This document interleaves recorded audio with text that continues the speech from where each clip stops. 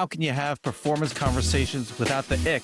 Welcome to part 2 of our interview with Peter Vinge. Let's jump back into it. Peter, would you be willing to role play a couple of scenarios with us? Absolutely. Yeah. Let's go. So we'll do me first and then we'll do Lucie. I think these are the second scenario is one that my wife has dealt with a lot of times. So I want to see how you deal with it. Okay. But let's say the first one is me. I was previously a strong performer. And now I'm missing deadlines. My work is just being late, and how would you give me that feedback? And I'll be a little bit defensive too. So we'll see how you manage that. Okay. Yeah. Sounds good. Hey, Chris, wanted to talk with you a little bit today about you being a really strong contributor here, which is why this really matters. I've noticed that you've been missing some deadlines, and there seems to be a little bit of tension about it when we talk. Help me understand what's changed so that I can, help get you back on track. Listen, Peter, I think the reality is just the requirements are changing too much. The accounting department isn't getting the information that I need, and they're giving me inaccurate information. So now I'm just having to chase down information to even get it right. And so, yeah, I could say I'm missing the deadline technically, but it's not my fault. I'm just not getting the stuff I need in order to do what I need to do. Okay. Can you bring me into a little bit more of the information that is not getting to you? Is it not where it should be? Are other people not providing the reporting that you need? Let's dive into that a little bit more. Well, they're not getting me the absorb report when I get asked for it. They're not giving me that when I need it. Okay. And then also they're waiting until the last possible day of the month to get me any other data that I need.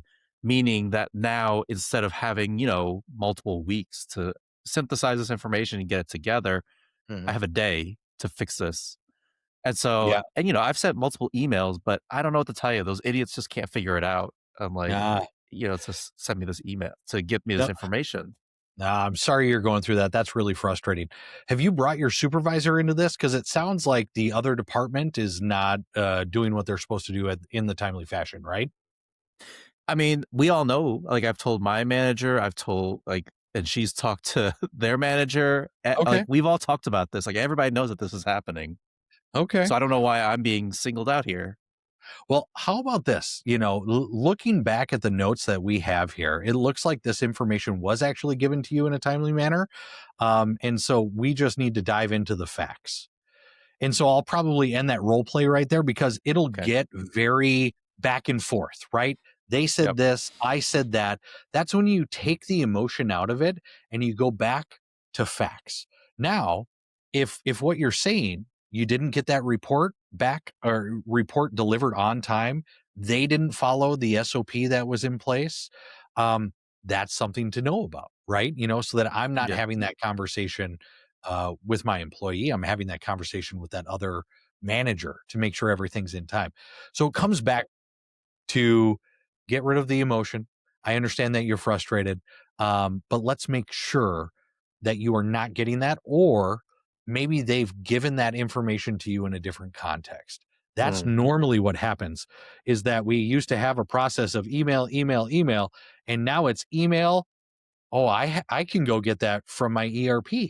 Awesome. I don't need to wait for them. I can just pull it myself. But somehow someone forgot to communicate that to the end user. Yeah. And so it'll allow you to be able to understand what's changed so that you can get it back on track. Yeah. So I appreciate that in that role play, you did keep it calm. You were very focused on the facts, what's happening, what's the missing piece that I am not aware of, and how do I fix that? So I appreciate that. And you didn't lean into, when I got more defensive or more upset about it, you didn't, feed that, so to speak. You just tried to keep it even keeled. Yeah. It's, I have found in my career that if you are positive, okay, and you're able to say, I don't know what's going on, but I'm going to figure it out, you can do almost anything. You really can. And I will never forget this. I used to work for a company that ran a very popular fast food chain here. Well, the fast food chain is all across the United States. And my district manager, we were having a one-on-one. His name was Ed. And and goes, Peter, your store's not hitting the goals right now. What's going on? And I went into this tirade of, you know, Bill's not showing up on time. Susie's, not succeeding. Tommy isn't coming into his shifts on time. And I just can't figure it out. Like I mean, the laundry list. And I said, can you believe like all these excuses they're giving me? I just can't believe it. And he goes, Peter, why don't you believe it? I said, I don't know. It just seems too far fetched. And he goes, Peter, I'm going to give you a bit of advice.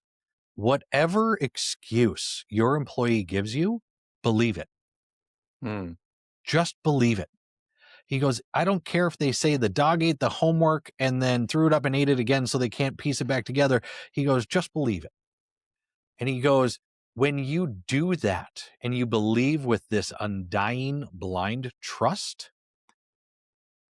I guarantee that they will give you the honest answer every single time.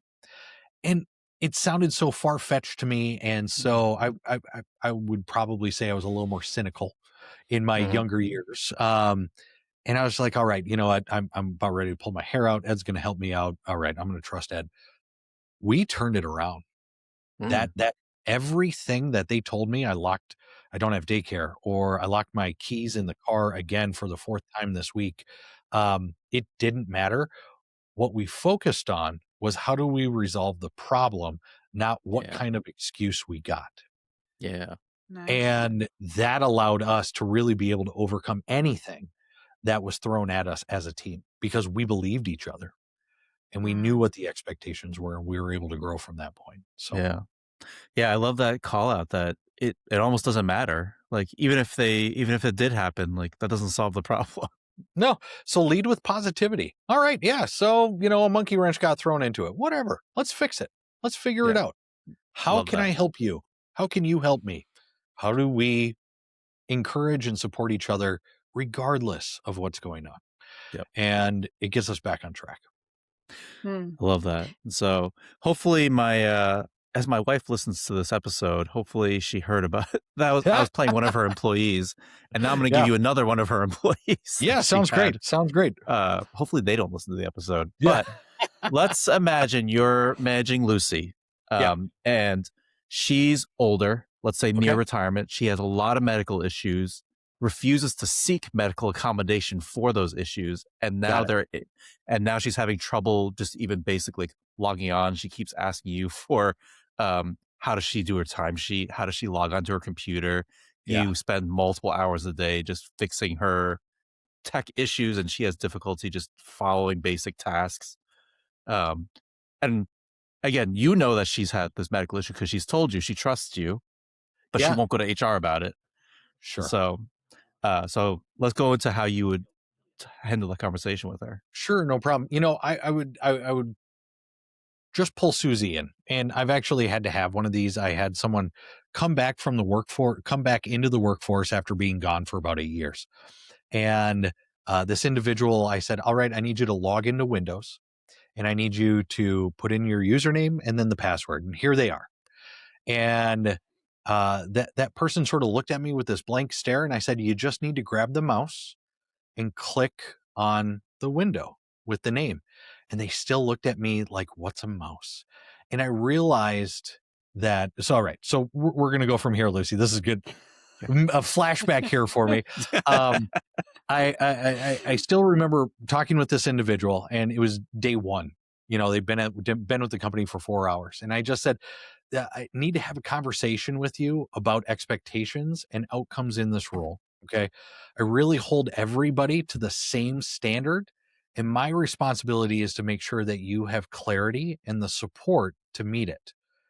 When we brought you on board, you told me that you had extensive experience with computers, but I'm a little concerned based off of the support that you've needed already in your first couple of hours. How can I help? Well, my computer at home is a little bit different and it's a different system. So it's really challenging to deal with it and it constantly changes. So it's difficult to remember. One day it's this, the other day it's something else. Sure. Sure. And I'm sure part of it is the first day jitters of being a part of the organization. The thing is that I have to have you be able to get in quickly and to be able to handle the workload that's in front of you. And so what we were talking about is making sure that you did have the experience to be able to do it. How much or what type of training could I help provide to get you up to the level where you're able to, meet that standard?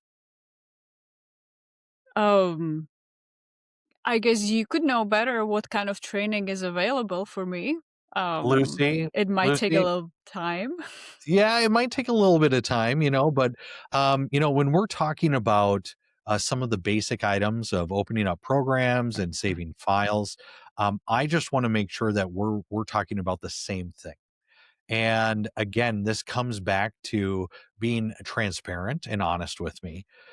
Is there a particular area that you would like to invest some time in first? Is it computer basics or is it more of the complicated issues?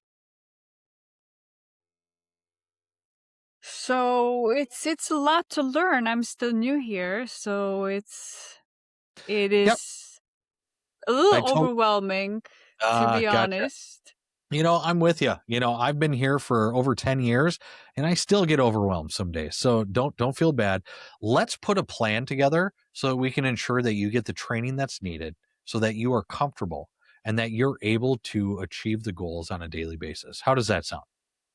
That sounds okay, as long as I don't have, because my worry is if I, do this training, that training, I also want to get the job done and it might delay me. So Yeah, I don't well, know how we can do that. that's a great question. Okay. So think about this like building a go-kart. Okay. So you need to start with the basics. We got to start with the framework just to make sure that we can get the base of the go-kart together and the wheels on so that it'll roll. And once we get that done, then we'll be able to worry about the engine and the steering wheel so that you can go fast. How does that sound? Okay, makes sense.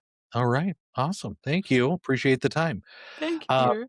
How so that is a lot of the things that I try to do is I try to relate to the Mhm. person, and if let's say Lucy and I don't know each other very well at all, try to find something that's very simple. Like when I say go-kart, most people know what a go-kart is and what the wheels will do and what the frame is, and then you can build on that as you're Nice. creating it. So turn it into something that people are able to relate to and let them understand that this isn't the whole go-kart with, drag racing and drifting, controls right away. We're not going Mario Kart on you. But we're going to start with the basics of just building a foundation and then going from there. I Mm. also appreciated how you provided that empathy and validation throughout the conversation. Well, good. Yeah. It's even though for me, I've been turning on computers since I was 4, my dad was building them when I was a little kid. Um, like I get it. It's Good. sometimes it's hard to find where that is. And I've got 2 kids, one's in middle school, the other one's in 5th grade. They can run circles around me with technology these days. They're like, Dad, give me your phone. And I'm like, no, I know what to do. They're like, well, you're taking forever. I get that a lot from them these days, and I'm turning into that middle-aged guy where my kids are going to eclipse me in 5 years, and I'm going to be talking about interwebs and stuff like that. But Yeah. here's the thing: empathy is a huge part of being a leader. It really is. I don't know what my employees are going through. They don't know what I'm going through. But what we can do is we can create a safe environment that allows us to be all on the same page. Here are the expectations. Here are our goals as an organization. And my job is to help you. Now, if you're having some serious things going on at home that maybe you don't want to share or are private, I get that. We all have our private things that we don't want to share. But it comes down to those facts. We haven't been able to achieve the goals or we're missing the mark. How can I help? Rather than, I can't believe you're not doing this. Mm. That's the mindset that we need to be in as leaders. Yeah. I love it. I also love what you did with Chris previously, asking curious questions Yeah. rather than I, judgmental questions. yeah. Sometimes we just don't know. Right. So it's being a good leader is about being human. It really is about being human. And it's being a good person.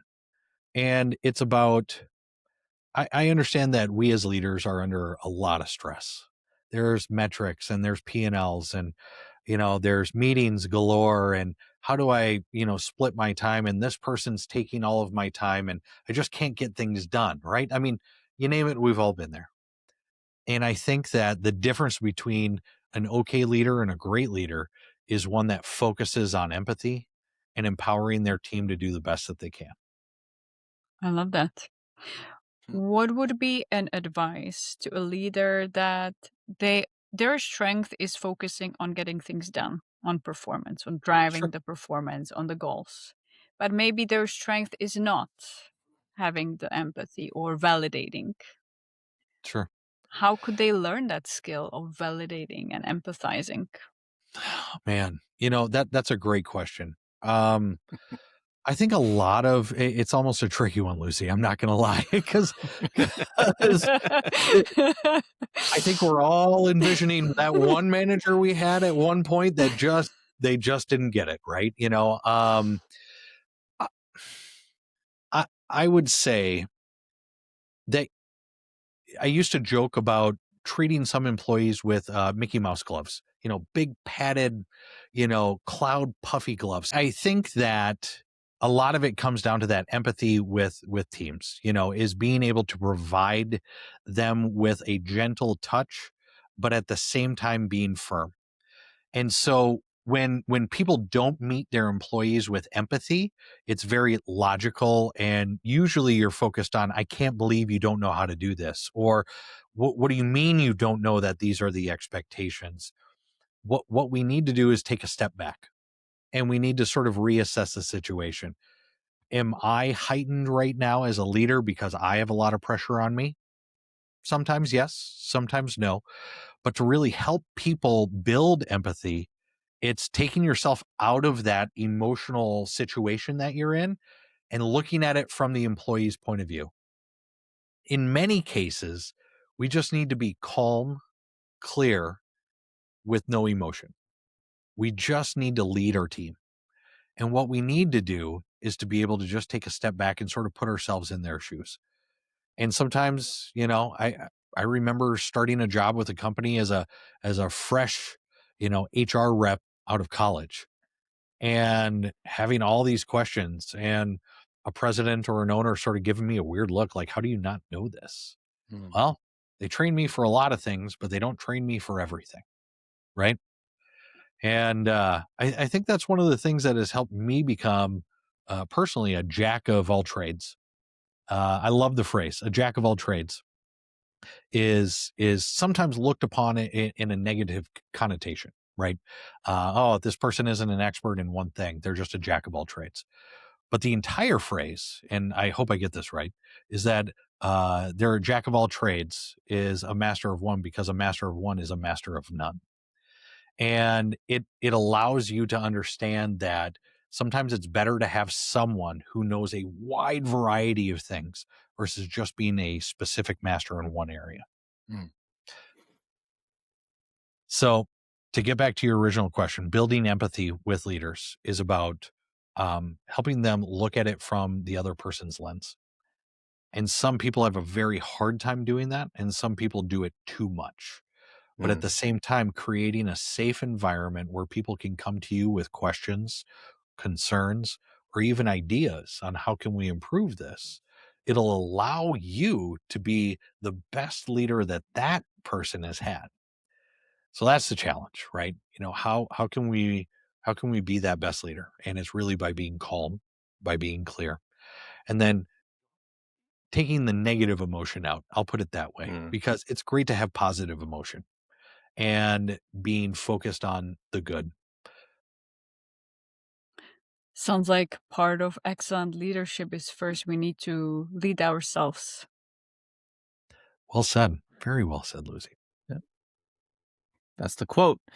In maybe this is for you too, Lucy. When I do training, sometimes when I do trainings and I have a group that's especially like maybe more left side of the brain, they're detail oriented, they don't care about emotions as much. Yeah. I'll play a clip from another podcast, Negotiate Anything. Love that podcast. But he interviews a hostage negotiator. and they role play. How would you have this conversation with somebody who's taking a hostage? Mm. And the entire time, the hostage negotiator is using empathy, curiosity, gentle tone, and I use that entire role play to show, even in these hard conversations, like the most like lethal conversations, the default is not let me out logic you, let me just yell at you for whatever reason. It's Yeah. really let's slow things down. Let's listen to what are you concerned about? What are you worried about? And Yeah. let me just join in you in this conversation. And that's why hostage negotiations take like hours and hours and hours, because it's really just sitting and listening and slowing down and building rapport. Yeah. The thing that I can relate to in that right now, Chris, is my middle schooler, right? It's almost a hostage negotiation sometimes with him. And it's about how am I consistent with you? How am I empathetic? You've got all these friend things going on. You've got changes in the world, new expectations. I mean, these kids are doing PowerPoint presentations in 7th, 8th grade that I didn't even do in college. Like, they are so far advanced that as a parent, and even as a leader, it's about how do I listen first and react later, Mhm. right? And so, uh, yeah, I don't know why I'm going down this road, but there are definitely a lot of similarities. My son will hold me hostage. You said this. Yes, sometimes I did and I forgot. But other times it's my job is to help you be the best version of yourself as you're growing up. That's my job as a parent. How do I Yep. make you the best human possible? The same thing can be said for leadership in a company. How do I make you the best employee possible? And those skills are interchangeable. You can use a lot of the skills that you use as a leader, being consistent, being calm, listening, Mhm. setting up clear expectations. The exact same for kids, right? Yep. And so I lean very heavily on my wife, who is a social worker, and has taught me many of these things throughout my Mm. life and through our marriage. But it allows us to be able to listen first Love and it. then understand second. Do you ever see the movie The Negotiator with Samuel L. Jackson and Kevin Spacey? Yes, it's been a while, but yes, I do love I that movie. I love that movie. And do you remember Kevin Spacey at the beginning when they introduce him, he's trying to negotiate with his 15-year-old daughter and he fails Yeah, with his daughter and his wife. I And forgot he about talks that. about it later. He talks about it later. He says, I negotiate all the time with criminals and serial killers, and that's still easier than, than Than negotiating with my dealing with daughter you. or my wife. Yes. Oh, Um, that's fantastic. Peter, let's imagine somebody, for whatever reason, skipped the first half of this episode last week, Okay. and turned this episode on, and they actually just fast forwarded. They're like, you know what? I don't care about the first 30 or so minutes of this episode. I just want to listen to this part right here, right now. Okay. What's the 1 to 2 big takeaways you would have for that person? I would say the number one takeaway is to empower your team to be the best version of themselves. Mm. And when I say that, when you look at companies and organizations, um, many companies invest in AI, technology, machinery, stuff along those lines right now. We have all these fancy buzzwords and things that people are focusing on how do we make work easier. Okay. But still, the number one investment in most company is your people. So how do you prepare your team for the performance expectations, and how do you drive them to achieve those? Okay. And it's not by micromanaging them or by holding, over their head and making sure that they're in there. You manage with facts, and you observe patterns, and you talk with them. You talk with them with respect and with clarity, and you're very to the point without bringing in emotions that can sometimes heighten the conversation. And again, one of my favorites is I want to have this conversation with you because you matter to this team. And right now, some of the expectations are not being met. And we just need to realign on what that looks like and how we can get you to be successful. Mm. That's it. They have a key part of the organization. They are essential to the success, and they know exactly what's laid out and what they need to do. And if they don't, this is a great opportunity for us to realign and be able to provide that training or just have the conversation again. And it sets the tone. It's not about blame, but it is about ownership and it's about outcomes, those facts and those specific things. Boom, gold right there. That's it. So, Peter, let's say people are listening and they're like, I need Peter's help. Okay. We're struggling. I need his help in my organization, my company to Mhm. turn things around and do this better. How can the people reach you and follow and find out more about you? Great question. You can check me out on my website. It's www.torbay consulting.com, Torbay consulting.com, or you can find me on LinkedIn, Peter Vinge, V as in Victor, INGE. Awesome. And we'll link all that in the notes below. Lucie, what about you? What do you got going on that people can follow you?